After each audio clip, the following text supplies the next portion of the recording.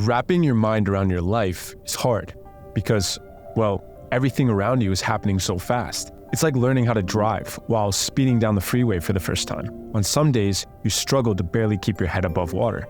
Figuring out what to do with your life is hard. There are a million distractions, boring work, video games to play, and experiences to enjoy.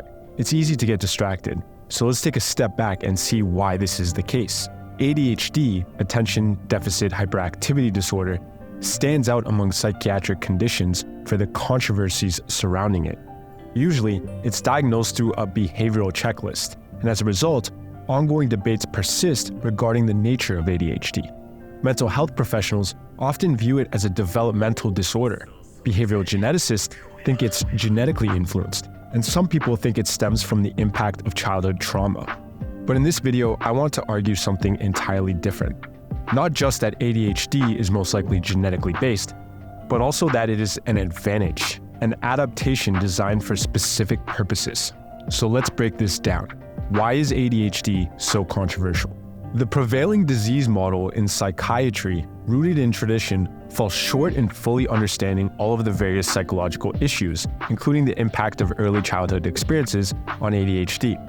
One alternative model that can offer a fresh perspective might seem controversial, but grounding psychiatric models in evolutionary thinking can help us enhance understanding, specifically by shining light on how behaviors, bodily responses, and psychological beliefs often have roots in evolutionary adaptive reasons, even when they may initially appear pathological. It is today that I want to extend this rationale to ADHD, the neurodevelopmental disorder that is diagnosed more frequently than any other. ADHD is marked by hyperactivity, impulsivity, and inattention. It is also associated with significant hardships, such as academic difficulties, substance abuse, and involvement in criminal activities. ADHD, though, is a contentious issue, sparking heated debates over the underlying causes.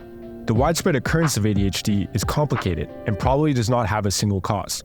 And the idea that all ADHD diagnoses are inherently flawed or that the disorder can universally be identified and treated with medication is probably wrong, or at least not the whole answer. If we take a look at ADHD from an evolutionary perspective, valuable insights can be gained, and maybe the difficulties faced by many children can be understood by examining the concept of an evolutionary mismatch. This means taking into account that the environment of evolutionary adaptiveness did not prepare children for extended periods of sitting still and maintaining focused concentration.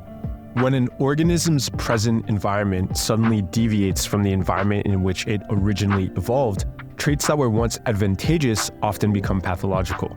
This phenomenon is referred to as an evolutionary mismatch or adaptive lag.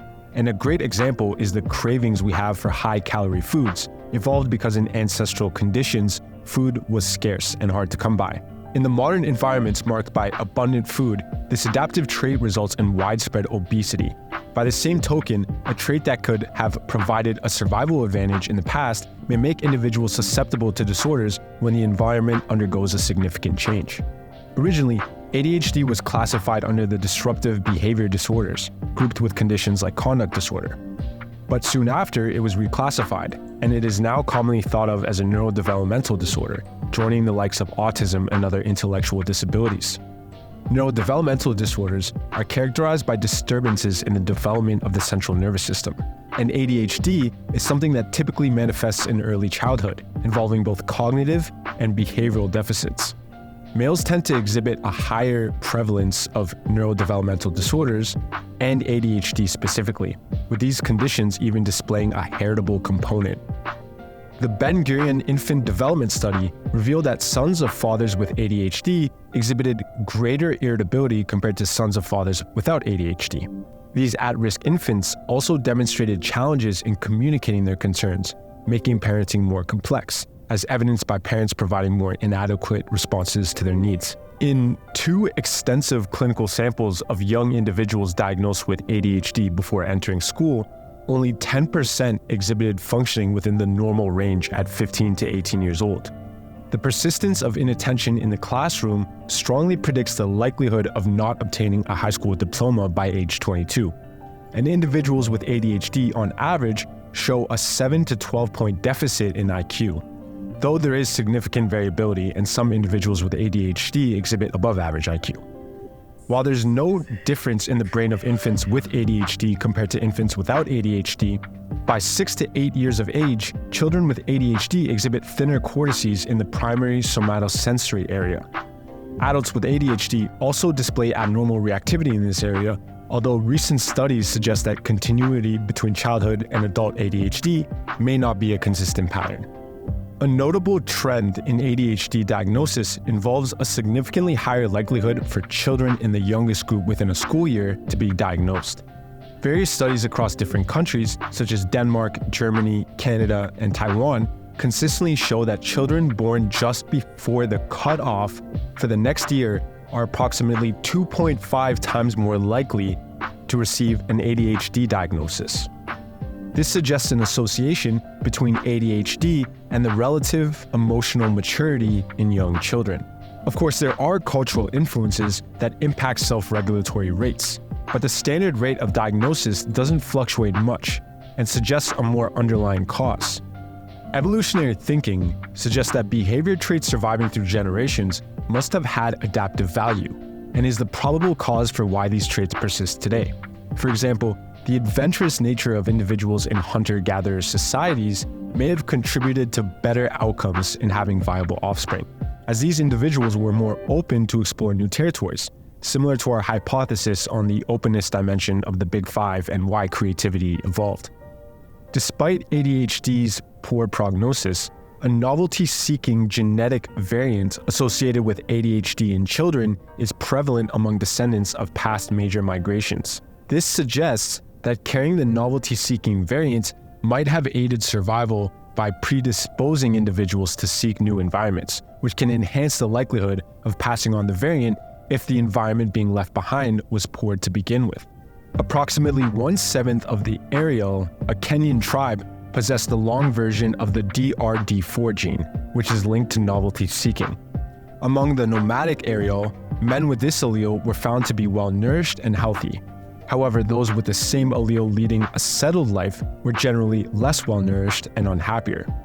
This suggests that the ADHD-inducing variant might be advantageous in less settled lifestyles, highlighting how different genetic variations contribute to survival or success in different environments. While genes alone probably don't cause ADHD symptoms, the interplay between genes and the environment is what can be considered crucial. Carriers of the long form of the allele of the dopamine D4 receptor gene, so DRD4, are more likely to exhibit ADHD symptoms, and this genetic variant is associated with increased novelty-seeking behavior in children across different cultures. Moreover, children with this genetic variation show more externalizing behavior when exposed to insensitive parenting during early years. But this association is not observed in children who carry the short allele. It's also known that inheriting this allele variation also predicts poor emotional regulation and an increased likelihood of disorganized attachment styles, meaning certain genes may predispose individuals to ADHD. A study on hyperactive adopted children found that when these children received sensitive and attuned parenting, the symptoms of hyperactivity were not observed later on in life, shining a light on the dynamic between experiences and genes, demonstrating how nature and nurture have to collaborate to shape outcomes. Emerging epigenetic research indicates that certain children exhibit a greater susceptibility to environmental influences, a phenomenon described as differential susceptibility to rearing. Belsky suggests that successful reproduction of one's genes is more probable if some offspring are more responsive to the current environment than others. In the face of both continuity and significant change, these more adaptable offspring are likely to survive and transmit their genes. This perspective shifts the focus from genes increasing the vulnerability of something like ADHD to the concept of relative plasticity, emphasizing that some individuals are inherently more responsive to experiences, influenced in part by their genetic makeup. Numerous studies have established a connection between the quality of parenting and ADHD diagnoses, suggesting a link between ADHD and insecure attachment styles. But I actually think this evidence is more of an argument for the evolutionary basis of ADHD than it is against it. Research consistently indicates that individuals who develop ADHD expect their environment to be dangerous and unpredictable when growing up in challenging circumstances, leading to increased hypervigilance and restlessness. children from such backgrounds struggle to settle compared to those accustomed to a calm environment, which aligns with the hypothesized benefit of the D4 variant gene in hunter-gatherer societies. Individuals with this allele are more likely to traverse into unknown territory in order to find new opportunities in an unpredictable environment. And individuals with ADHD seem to do the same. Studies such as Tronick and observations from the Tavistock model illustrate how even young infants, when emotionally unsupported, tend to move around more and have difficulties concentrating. Along with that, families characterized by high negativity or anger often witness children struggling with emotional regulation. And these instances can further contribute to extreme sympathetic nervous system arousal. From the perspective of life history theory, certain behavioral traits associated with ADHD, such as heightened metabolism, increased suspicion, and risk-taking, can be seen as adaptive responses to environments marked by abuse or violence. In such contexts, a strategy involving a sped-up metabolism and heightened stress response may enhance short-term survival, although it would come at the cost of long-term gain. This adaptive response, known as the FAST life history strategy, is observed in humans and other mammals and serves as a survival mechanism. Without a cautious approach, ancestors might have faced violent outcomes before reproducing. Research indicates a correlation between ADHD symptoms and adverse social, economic, and parenting conditions. Children from low-income families in violent areas, for instance, often exhibit below-average self-regulation abilities compared to those that are from more privileged areas. Another point that is strong evidence for the evolutionary advantage of ADHD is that the capacity to defer gratification is influenced by feeling relaxed and safe, a strategy that would not be beneficial in a dangerous, volatile environment where you don't know if the same opportunities present today will be present tomorrow. ADHD is conceptualized in part as a deficit in executive functioning. Individuals with ADHD struggle with planning, focus, and execution, elements integral to executive functioning. Prefrontal brain regions, vital for abstract thinking and emotional regulation, exhibit higher activity in those able to delay gratification. People with impulsive traits somewhat lack these prefrontal brakes on impulsivity, leading to increased activity in more primitive subcortical brain areas. Even so, I still think ADHD can be an advantage. You just have to use it right. Certain ADHD symptoms, such as impulsivity, have been linked to higher levels of creativity, aligning with the exploratory behavior of our ancestors outlined earlier. Nonetheless, significant changes in the social environment have occurred over the past centuries. Traditionally, boys would often learn a trade from their fathers or other relatives, but the professionalization of schooling has altered this dynamic. As a result, there's a mismatch between the strengths of children with ADHD, such as their inclination to explore, challenge, and experiment with new approaches, and their current environment, especially within the school system. Notably, ADHD is unique in that its diagnosis is most commonly made in the context of schooling, with the majority of cases diagnosed in children aged 6 to 12. But even with all of that said, there's one avenue, even in today's environment, that having ADHD can be a superpower: entrepreneurship. Sounds like a stretch, but let me make the case. Impulsivity contributes to several mechanisms that are vital to entrepreneurial success, which may seem counterintuitive.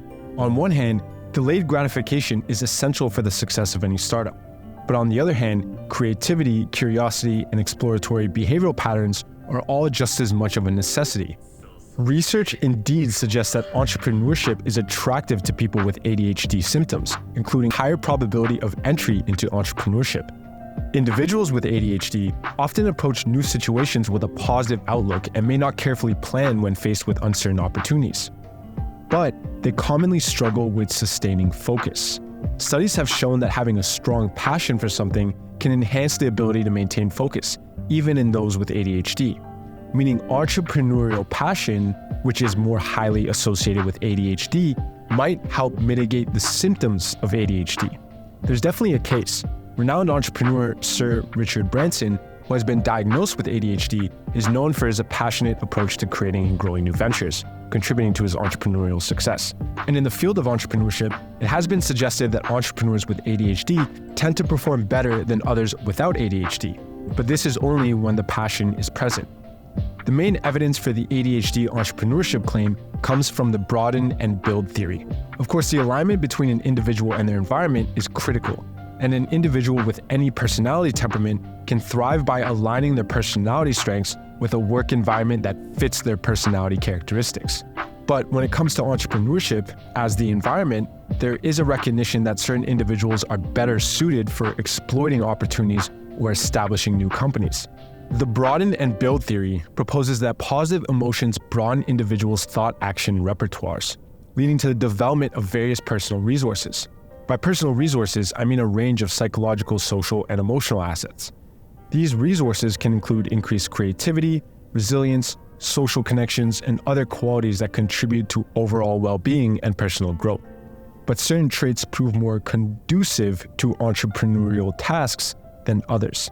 ADHD symptoms, recognized as stable individual differences persisting throughout life, are associated with various personality traits among entrepreneurs, including things like urgency and sensation-seeking and a lack of premeditation in planning entrepreneurial contexts. While it's not all positive, it doesn't have to be. Entrepreneurship requires maintaining focus amid the often chaotic business environment. And what it takes to start a business is not the same as what it takes to run a business. Often, founders with balanced personality temperaments are ones that prove the most successful. And the saying, "It's not what you do, but who you know that makes you rich," can prove true in this context. Entrepreneurial performance relies on the entrepreneur's openness to new situations, so their curiosity. This aligns with sensation-seeking, a trait often found in individuals with ADHD. Those high in sensation-seeking exhibit inherent curiosity, approaching new situations more positively, especially in highly exploratory environments with new stimuli, which are all characteristics of entrepreneurial contexts. I know how it sounds, but I would argue entrepreneurs who do not premeditate are less prone to experiencing fear and worry when confronted with uncertain opportunities, as they often overlook the potential negative consequences. While this can admittedly be really bad, it also removes an extra barrier. And if I had to bet on two people, I would bet on the person who at least starts the task more than the person who spends all their time thinking about it. This tendency to focus on the upside potential rather than the downside makes entrepreneurs with ADHD symptoms more inclined to proactively engage in risky projects. But this is just my theory. From an evolutionary perspective, the mismatch argument between biological predispositions and our modern-day societies holds some validity. But just as I laid out in my video on the evolution of personality, differences in personality evolved because of the constantly changing environment, and the fact that one trait could be advantageous in one environment would be detrimental in another one. And that same principle could apply here. ADHD is hard, and it comes with significant challenges, especially in the context of school. But the point I'm arguing is that if ADHD had adaptive value in specific environments, which the hunter-gatherer studies I laid out earlier seem to suggest in part at least they do, what if ADHD could be a superpower if it was just used in the right context? That's the point I was trying to lay out today. So with that, cheers, on to the next one.